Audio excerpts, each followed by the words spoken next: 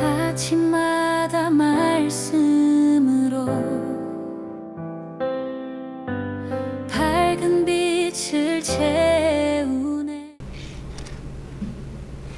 이 본문은 고린도전서 15장 중에서도 가장 아주 핵심적인 부활이 무엇인가 하는 것을 나타내는 말씀입니다. 제가 부활절 되면 항상 이 본문 가지고 설교하죠. 그러니까 아마 이 본문이 익숙한데, 어제 제 아내가 하는 말이 이 고린도전서 15장은 이 부분만 있었다는 걸로 이해를 하더라고요. 15장이 58절까지 길잖아요. 긴 전체가 부활에 관한 이야기입니다. 어제 말씀드린 것처럼요. 이 내용에서 이제 바울이 분명히 하는 것이다. 아주 분명히 하는 것이 뭐냐면 12절을 보면 그리스도께서 죽은 자 가운데서 다시 살아나셨다 전파되었거늘, 이 사실은 이미 전파된 겁니다. 언제부터 전파된 것이냐? 예수님 부활하신 그 이후부터가 아니라 사실은 그 전부터 구약에 이미 그리스도께서 살아나실 것을 예언했다. 그리고 실제로 살아나셨다. 그것이 명료하게 전파되었다 하는, 그것을 너무 분명히 합니다. 단정적으로 얘기하는 거예요. 단정적으로. 그러니까 부활은 너무너무 당연한 사실이다. 진리다. 이렇게 말하는 겁니다. 그러기 때문에 다음에 나오는 단어가 어찌하여 라는 단어가 나오죠. 어찌하여. 이 어찌하여는 부활이 없다고 주장하는 것에 대해서 이것은 너무 명료한 건데 어찌하여 이것을 부정하느냐 하는 그 이야기입니다. 그러니까 고린도 교인들이 부활을 부정한 겁니다. 그러면 그들이 교회 안으로 들어온 사람인데 어떻게 부활을 부정할 수 있느냐? 좀 엄밀하게 이야기하면 부활을 부정한 것이 아니고 육체적인 부활을 부정한 겁니다. 육체적인, 그러니까 영적으로 부활했다고 믿는 거죠. 그러니까 육체적인 부활을 부정한 겁니다. 사람이 육체를 가지고 있는데 그것이 부활할 수 없다. 그러나 영적으로는 부활한다. 이렇게 믿은 겁니다. 그러니까 사도 바울이 고린도전서 15장에서 말하는 것은 부활 자체를 부정하는 사람들에 대해서 이야기하는 것이 아니라 육체적인 부활을 믿지 않는 것에 대해서 그 부분에 집중해서 이야기하는 겁니다. 자, 이와 같은 것을 너무너무 당연하게 부활은 단정적으로 이야기한 후에, 그것을 전제한 후에 그것을 논리적으로 풀어가는데요. 그 논리적으로 풀어가는 것이 굉장히 특별하게 좀 특별합니다. 그것이 뭐냐면 12절부터 19절까지 계속 반복되는 말이 있어요. 그것이 가정법을 씁니다. 만일이라는 단어가 나오죠. 만일이라는 단어가 굉장히 많이 나와요. 13절에 만일 그러죠. 또 14절에 보면 만일 다시 살아나지 못하였으면, 또 16절을 보면 만일 죽은 자가, 17절을 보면 거기도 보면 만일 나오죠. 그 다음에 19절 만일 그리스도 안에서, 우리가 옛날 영어 배울 때 이 만일, if라는 가정법을 많이 배웠잖아요. 이 가정법을 쓰는 것을 왜 쓰느냐? 논리적으로 그들에게 뭔가를 설명하면서 쓰는 건데, 그 설명은 그들이 부활을, 육체적인 부활을 믿지 않는 것들을 기정사실로 인정하는 것이 아니라, 그래 너희들이 그렇게 주장하니까 그것을 인정한다고 가정하자 하는 차원이죠. 그래서 그 가정하는 것을 그들의 입장에서 한번 봐주고, 그러면서 만약 너희의 이론이 그렇다면 그렇게 됐을 때 어떤 일이 벌어질 것이냐 하는 것을 제가 논리적으로 하나하나 이렇게 설명합니다. 근데 그 만일이라는 것이 5번 반복되지만 이것이 반복될 때마다 그것이 똑같은 등급으로 하나 설명하는 것이 아니라 점층적으로 이렇게 발전하는 겁니다. 그러니까 도미노 현상이라죠. 도미노. 이게 하나가 탁 넘어지면 쭉쭉쭉 넘어져야 되는 것처럼 지금 하나의 논리가 그 다음 논리를 더 보충하고 그 다음 논리가 보충하는, 그래서 이게 5단계로 지금 얘기하는 겁니다. 5단계로.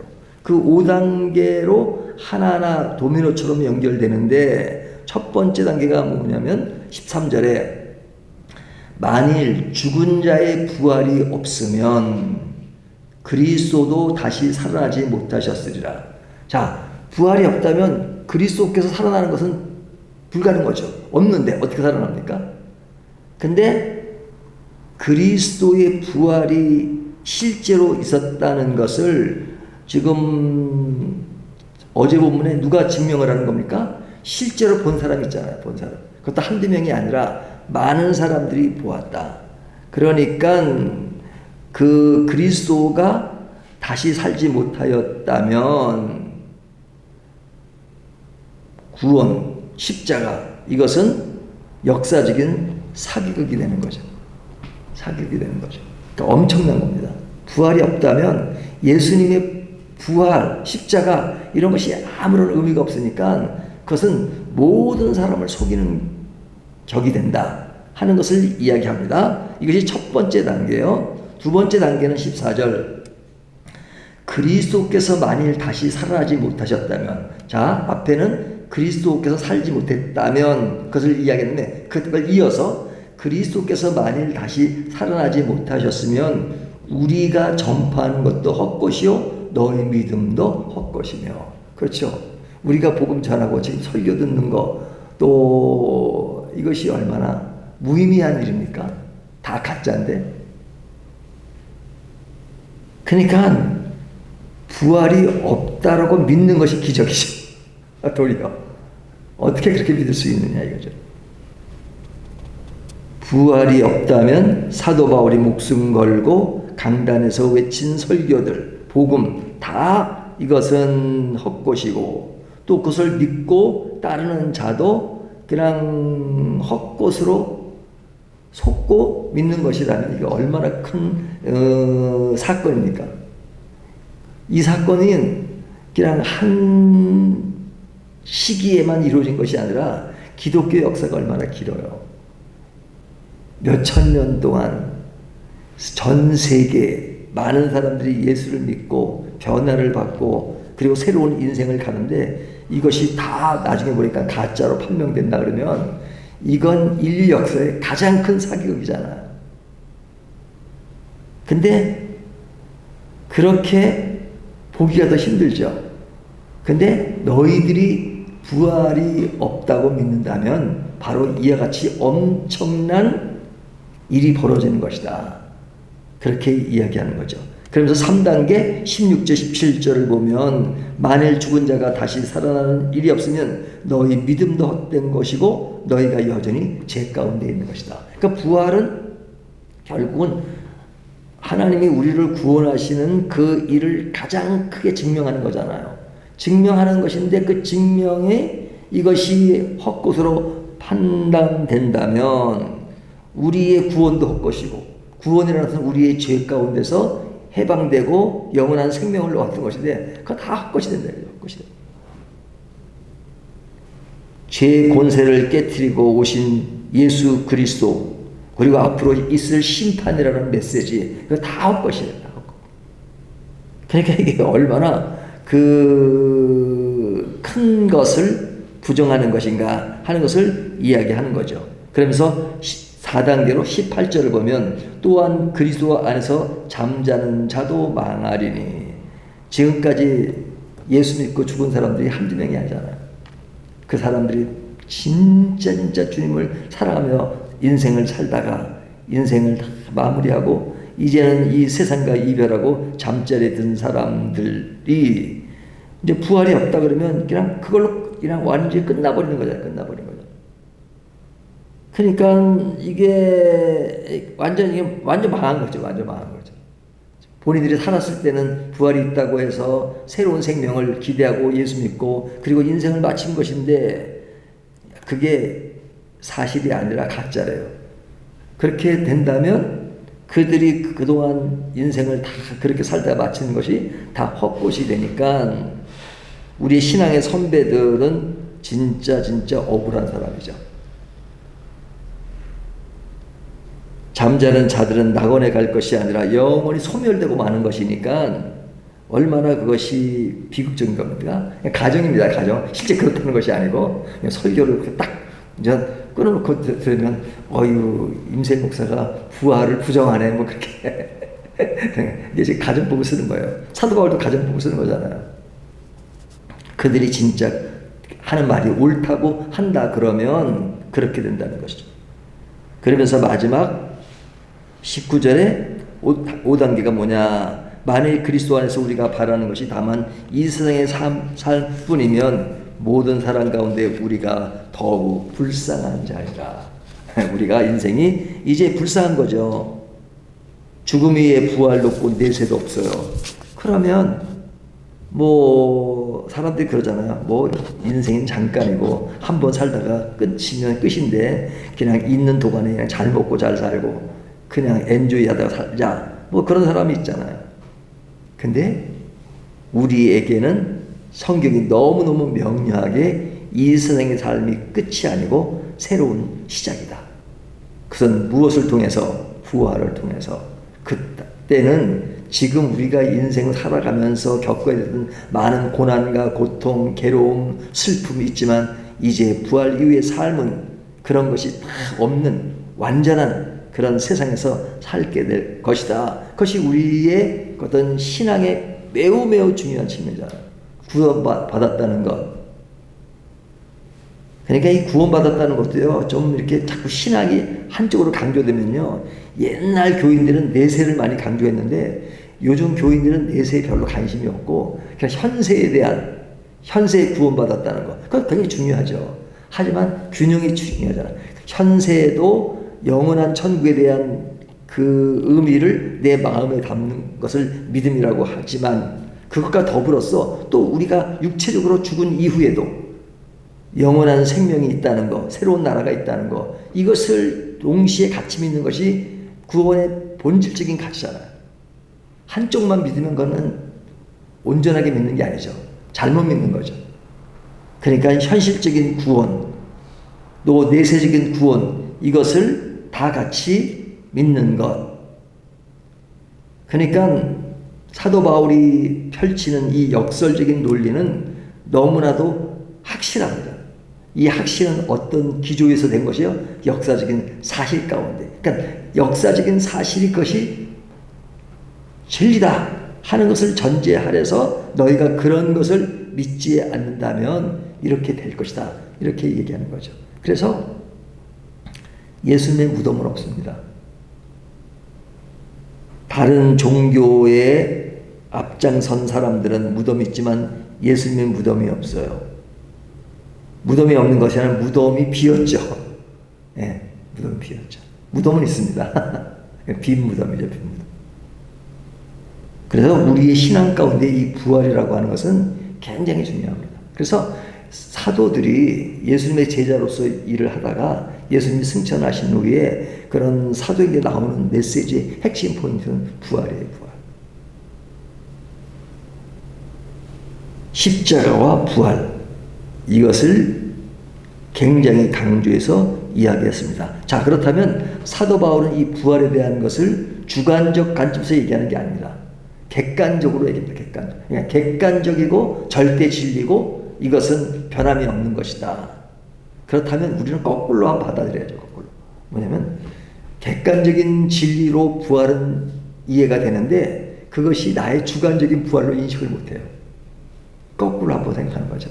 그러니까 사도 바울은 부활은 객관적인 사실이라고 얘기했다면 오늘날 우리 개인이 적용할 때는 이 객관적인 사실을 그대로 믿는 것은 너무 당연하고, 근데 객관적인 진리로서 그냥 막연하게 그냥 우리 믿는 사람들은 다 그렇게 믿어.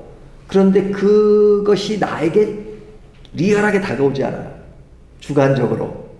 그러면 또 이 부활이 그냥 하나의 떠도는 이론으로만 맴돌지 내 개인적인 마음속에서 용솟음 치는 그런 어떤 그 진리가 나를 지배하지 않으면 그냥 지배하지 않으면 그냥 부활이라는 이론만 갖고 있는 거죠.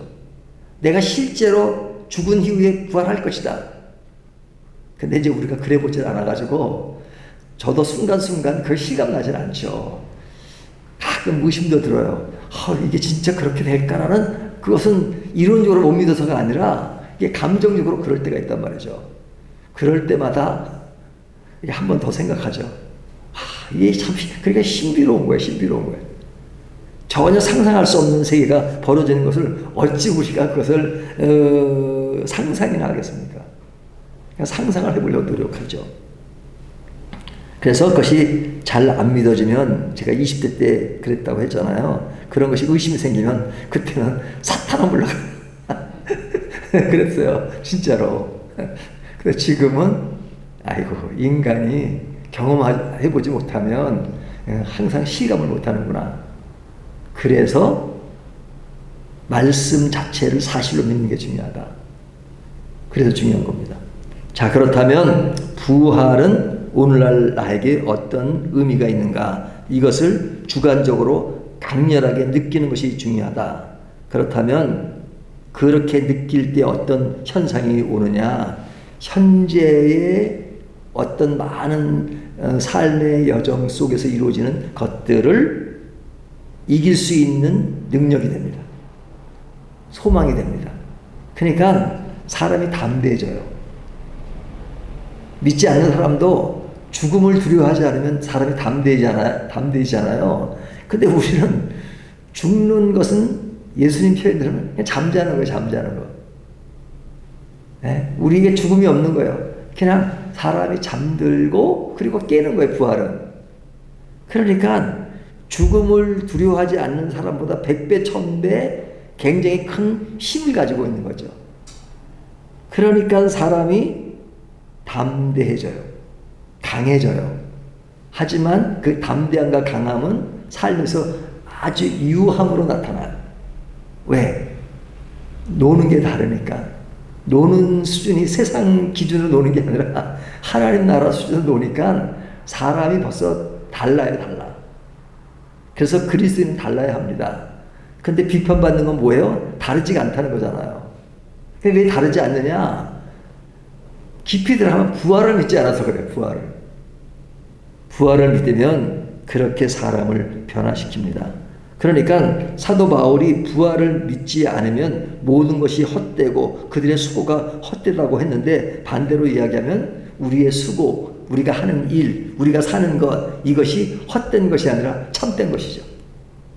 다 의미가 있는, 이렇게 예배드리는 것도 의미가 있고, 또 끝나고 나서 저희는 또 2부 순서로 이 앞에서 또 그 전도할 때 파라솔 치고 있는데 새벽에도 파라솔 쳐야 되나 그런 생각이 들 때, 우리의 모든 것이 헛된 것이 아니라 참된 것입니다. 참된 것입니다.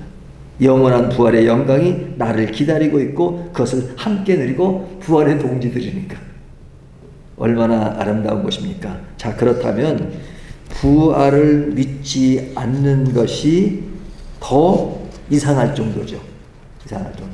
우리는 부활에 대해서 명료하게 말씀이 너무 분명하고 그냥 감정적으로는 좀 안 믿어질 때가 있죠. 그럴 때마다 다시 한번 내가 아직까지 그때가 아니서 이런 감정적인 것이 약화될 수 있지만 말씀으로 다시 무장합니다. 그러면 내가 감정적으로 느낌이 없는데, 그러면 5단계를 생각해 보시면 됩니다.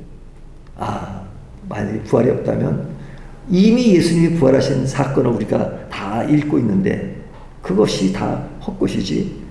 그러면 부활이 없다면 내가 지금까지 평생 믿어온 나의 믿음, 그거 뭐야? 헛것이네. 그 다 헛것이라는 5단계를 생각해보면 이래서 부활은 너무 명료한 것이구나. 그러니까 부활의 신앙 속에 살고 담대하게 살자라는 또 힘을 얻고 다시 부활의 신앙으로 나갈 수 있는 것 같습니다. 그런 신앙을 더 확고히 하심으로써 우리의 신앙을 좀 더 강렬하게 만들어가는 저와 여러분이 되시기를 주님의 이름으로 축원합니다.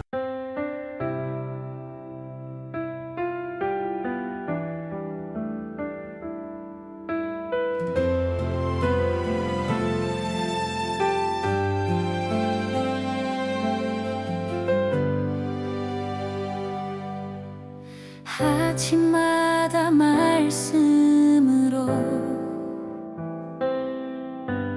밝은 빛을 채우네. 기도 속에 주님 계시고